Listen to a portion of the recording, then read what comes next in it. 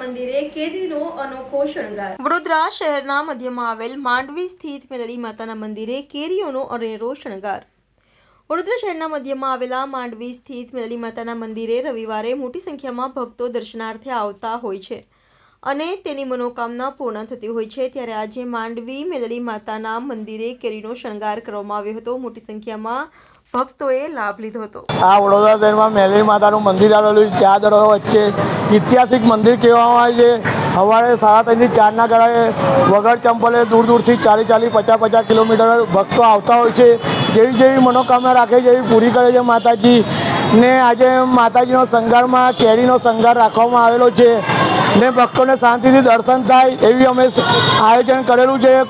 ભારે ભીડ થાય નહીં એવું શાંતિથી ભક્તો દર્શનનો લાભ લે ને પાર્કિંગમાં કોઈ ટ્રાફિકનો સમસ્યા હલ થાય એવું શાંતિથી ટ્રાફિક ગાડીઓ મુકાય એવી રીતે અમે આયોજન કરેલું છે।